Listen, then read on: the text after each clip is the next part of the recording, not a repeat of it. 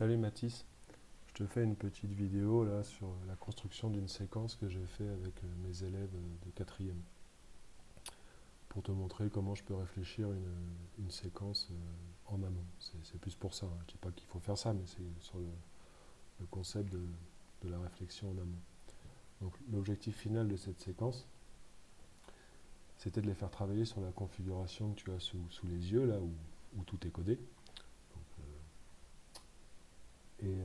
En fait, ça me permettait de commencer à travailler sur les concepts et les schémas de démonstration mathématique. Donc là, en fait, il s'agissait de démontrer, je dis bien de démontrer, que l'aire de l'hexagone bleu était égale à la moitié de l'aire du triangle ABC. Alors ça, c'est vraiment ce qu'on appelle une configuration complexe. Pour moi, elle est complexe pour deux raisons. Déjà, par exemple, si je le donne comme ça à des terminales, ils ne trouvent pas, même s'il ne s'agit pas de les piéger.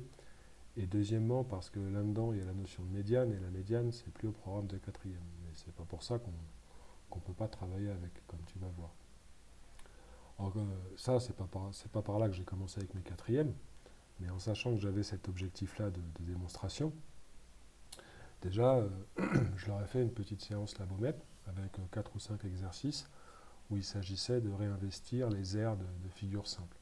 Donc comment on calcule l'aire d'un triangle rectangle, l'aire d'un triangle quelconque, l'aire d'un rectangle, l'aire d'un parallélogramme, l'aire d'un disque. Ils ont déjà travaillé là-dessus, ce qui a permis de les refamiliariser avec certains calculs d'air.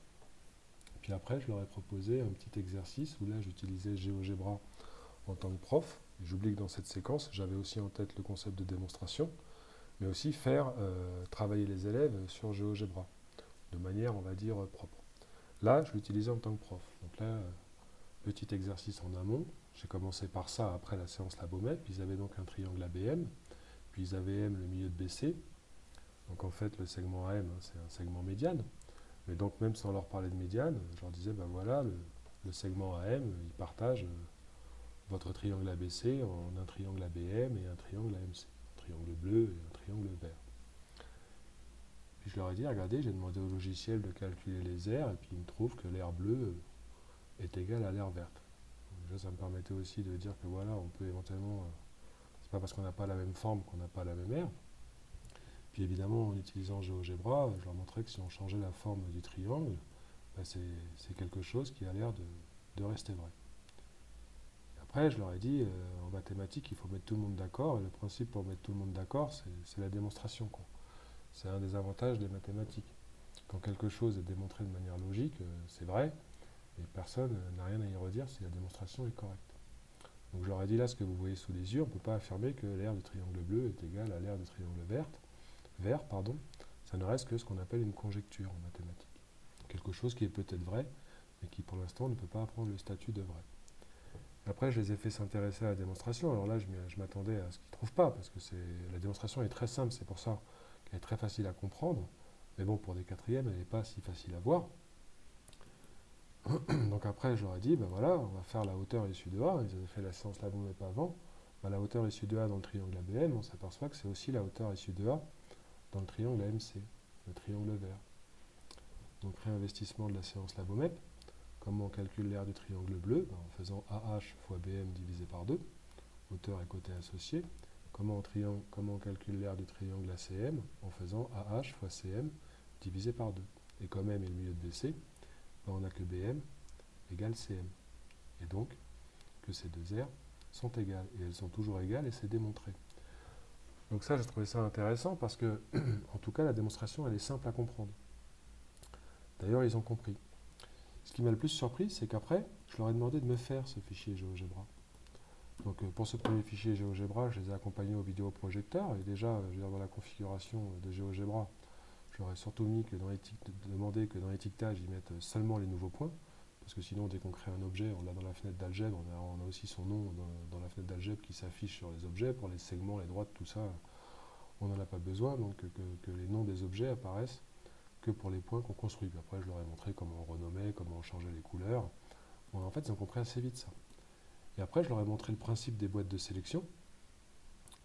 Et ben, ils ont compris vite comment ça marchait.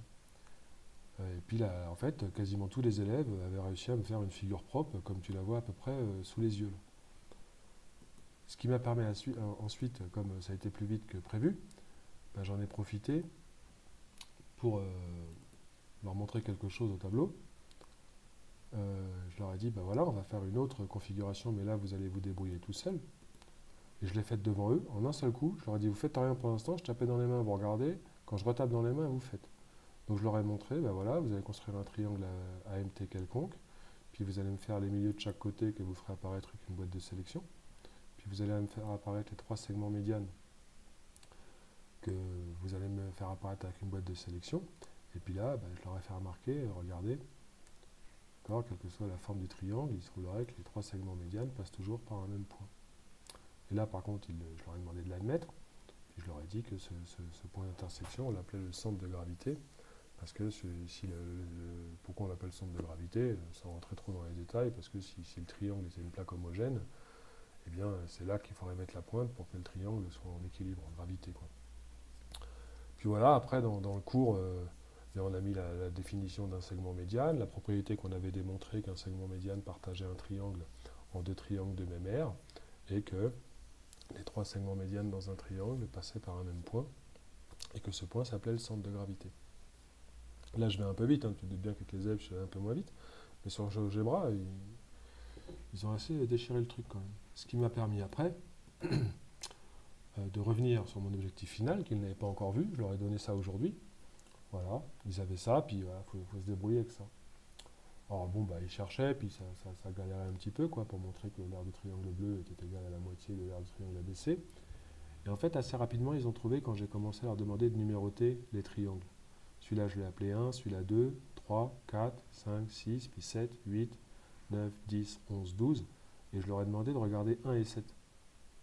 Et là, voilà, il y a des élèves qui ont repéré que EJ c'était la médiane et qu'on pouvait utiliser une propriété du cours pour dire que ce triangle-là, le triangle 1 et 7, avait la même aire parce que dans le triangle AGE, EJ était une médiane et ça partageait en deux triangles de même aire qu'on avait déjà vu. Puis après, bien sûr, c'est pareil avec le triangle ADG, paf paf, avec des J qui est une médiane. Et en fait, les triangles, ils sont égaux 2 à 2. Donc on a que l'aire du triangle bleu est la même, l'aire de l'hexagone bleu est la même que l'aire blanche, ce qui revient à dire que l'aire bleue fait la moitié de l'aire du triangle ABC. Puis après, on a écrit la démonstration. Euh, donc ça c'était pas mal. Et puis ce que je vais leur faire demain, ils vont devoir me la faire, cette configuration. Ils vont devoir me la faire, cette configuration. Et là, vu qu'ils ont bien marché la dernière fois, je vais la tenter comme ça. C'est-à-dire que je vais leur dire, ok, voilà, ce que je veux, c'est que vous me fassiez la configuration sur laquelle on a travaillé avec l'hexagone. Vous allez me faire un triangle ABC, puis vous allez me faire apparaître les milieux D, E et F de chaque côté avec les codages des segments qui ont la même mesure. Puis vous allez me faire apparaître les trois segments médianes. Puis vous allez me faire apparaître les autres milieux avec la symbolique sur les segments de la configuration, puis l'hexagone, puis l'air rouge. Ça, c'est là où je veux qu'arrive la classe, toute la classe. D'accord? Avec aide ou pas aide, mais je vais leur montrer en un seul coup, comme j'ai fait pour l'intersection des médianes. Et puis un petit bonus pour les autres, être capable de faire calculer par GeoGebra l'aire de l'hexagone bleu et l'air rouge, et de voir que GeoGebra nous annonce que l'air bleu et l'air rouge sont toujours égales, ce qui là n'est plus une conjecture, puisqu'on l'a démontré avant. Principe inverse euh, avec le premier exercice. Voilà, donc ça je le fais demain. C'est plus pour te montrer, te donner un exemple de comment je peux construire une séquence. Et que ça se réfléchit, que je le réfléchis quand même en amont, et que c'est pas sûr que ça marche. Mais là, en l'ayant pas mal réfléchi en amont, c'est plutôt quelque chose qui a marché, qui me paraissait compliqué au départ, et qui finalement ne l'a pas été. Et ça m'a permis donc déjà de travailler sur la démonstration, et puis de travailler sur un logiciel pour faire des mathématiques comme GeoGebra, puis des mathématiques plutôt jolies, quoi. C'est plutôt joli ce qu'on obtient à la fin. Voilà, pour exemple.